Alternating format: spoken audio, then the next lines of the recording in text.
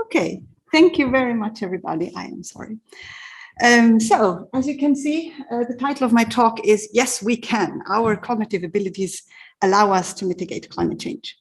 And this is what I hope I will convince you of. So, of course, you all know climate change, and of course, you know it's human-made. And so I would say humans can be part of the solution too. And we have a lot of technology like solar panels and whatnot. So all this technology is aimed at getting away from where we are now, which is not a good place in terms of like sustainability. But it's much easier to get away when you know where you want to be heading to. So there are, and luckily enough, or cool enough, there are also visions for where we should be aiming or where we could be aiming for. And one of them is the donut. It's proposed by Kate Raworth or Rayworth. Maybe you can help me with the pronunciation there. So this is the idea that human civilizations need a social foundation. Some things have to just be there for civilization to exist. This is captured, for example, by the Sustainable Development Goals. We need food, we need water, we need health, we need education. All of these things have to be there for a successful society. And of course, there can be shortfall in some of these dimensions. But our planet also has an ecological ceiling. So we have this planet has a carrying capacity, and we can overshoot this capacity. So we can use too much. We can have too much biodiversity loss, or we can have too much soil degradation, or we can have too much ozone in the ozone layer, in the atmosphere. And the idea is that in between these boundaries, there is a safe and just space for humanity. And of course, now this is a nice idea and hippie talk maybe, but I don't think it is. And other people don't think too. So there have been very cool research papers modeling how much energy we need when there are 10 billion people on the planet. And turns out we can provide decent living standards for 10 billion people on the planet. So this means that this space exists. So that's cool. So this would be a vision where we would like to be heading to. So how do we get there then? What are the pathways that can get us there? I don't know them, unfortunately. Otherwise, I probably would not be here, but I would be advancing them. But I know some things about these pathways, and that is because I know things about humans, and you do too. So we're humans. We have bodies. And these bodies are a product of evolution. So they have properties. For example, we have lungs to breathe and not gills like fishes. So we cannot breathe underwater. This property means that some pathways toward a sustainable future are just not an option. We cannot say, we will deal with rising climate, with rising sea levels. It's no problem, we'll just live underwater. It's just not feasible. So we have a property, and this means that we can do certain things and others we can't do, or are not so good to do. And the same is true for our brains. So our brains are also a product of evolution. And so is the software that we run on these brains. And that means that this software has properties. And if we want to find a way to live inside this donut, this round shape that I showed you before, it would be quite useful to know about these properties, right? So to see which pathways we can go and which are maybe not so promising. Often, and this makes me a bit sad, is that these properties are communicated as being the problem. Like we were not evolved to mitigate climate change. We're too selfish, and we cannot think towards the future. We cannot anticipate the future or weight future costs enough, and so on. And while this is a perfect and a very nice self-licensing for inaction, because I didn't evolve to do anything, so I can just sit back. I can't do anything, right? I think there's a lot of talk about these barriers that are in the way, and they're just in the way. Like we would like to go there or there, and there's this barrier in the way. And in a sense, all that this barrier does is it tells us that this straight line that I think would be good just won't work. It won't do the job. But we can always walk around the barrier, right? Or we can just build another path and approximates the solution from another side. So rather than a barrier, I see these properties of our minds or of our software in the brain as road signs. They structure the solution space, and they tell us, they can guide us towards those pathways that can be fruitful or that can be more successful than others. So I would like now to talk to you about two properties that I think are quite important for this whole sustainability climate change topic. And they are social cooperation, and they are the way we think. So to the first thing, we are a hyper-social species, right? When you compare us with other animal species on the planet, we cooperate in the most advanced ways. This starts when we are a baby. Like from day one, when they're born, babies prefer to look at faces. And this stays true for the rest of our lives. I do eye tracking. And the most canonic finding is that when you have people in a picture, the observers will look at the faces of these people most of the time. Other humans are super interesting to us. And then when we think about babies, well, what happens next? What is the first thing they learn? They learn to smile. Compare it to a giraffe. It takes a 3-meter fall and then it arranges itself and walks away. So walking must be quite important to giraffes. But what's the most important thing a little baby has to learn? It's to build a relationship. It's completely helpless. It depends on other people. And it's the first thing that it starts to do.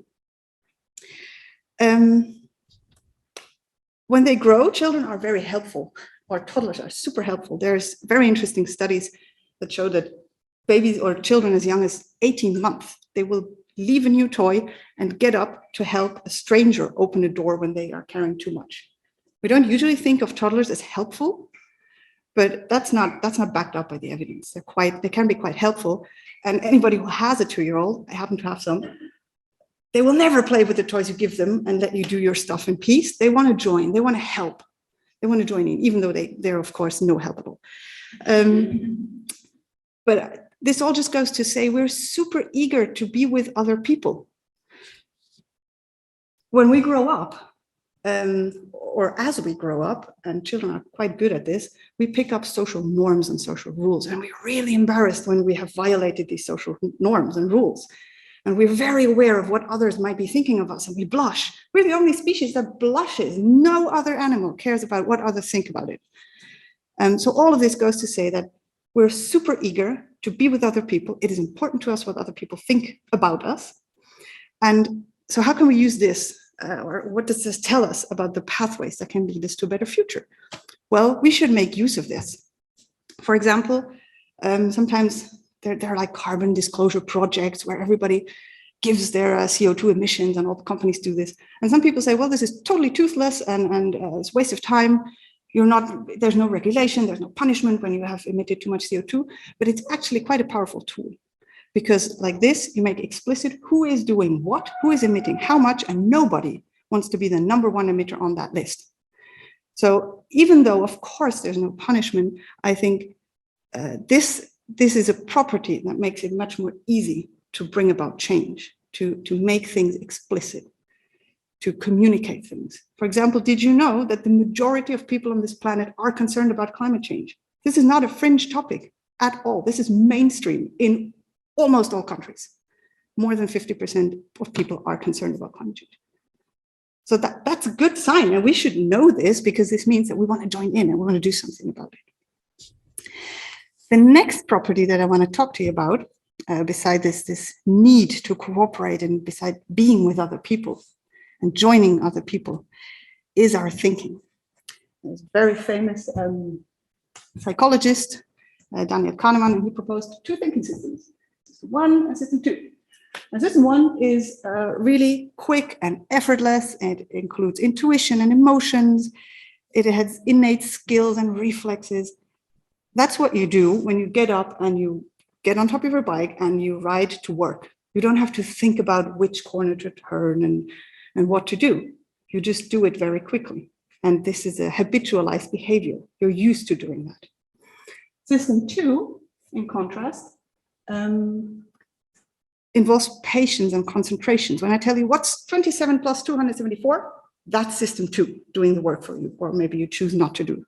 Because this is effortful and it's tiresome.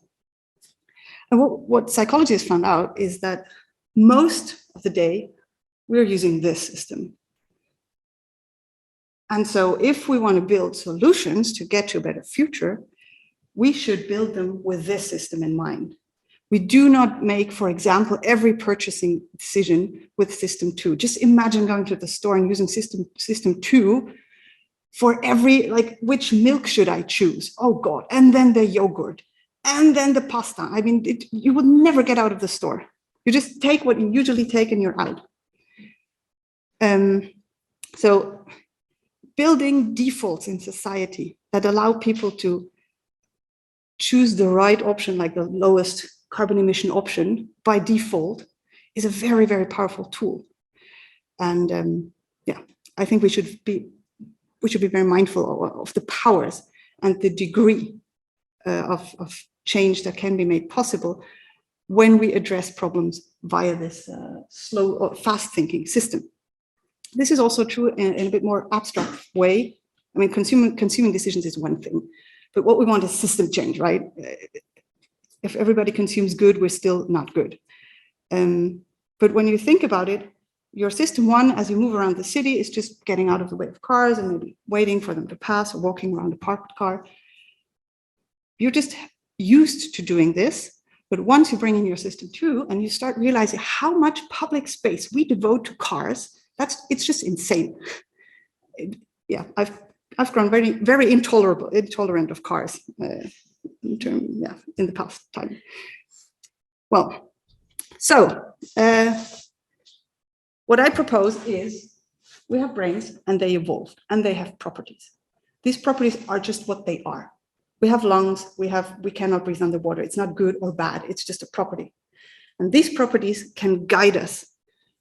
They shape the solution space that can bring us to live inside this safe and just space for humanity. And we should be mindful of them so we can harness the power of social norms and social cooperation, and we can bring in the aspects of system 1 and system 2, slow and fast thinking, when we design policies, when we design products, when we think about which technologies we should use, and so on. So I think this permeates everything that we do in the sustainability department. I know another thing about the brain, and that is that our memory system is really, really bad. You would never buy a computer with such a poor memory system. So probably you will all walk out of here and you will forget most of what I said, and it's okay. So if you just remember one thing, please remember that whenever someone says we didn't evolve to mitigate climate change, remember we didn't also evolve to pay taxes or go to the dentist, but we do. So I think our cognitive abilities are not in the way of mitigating climate change. Thank you very much.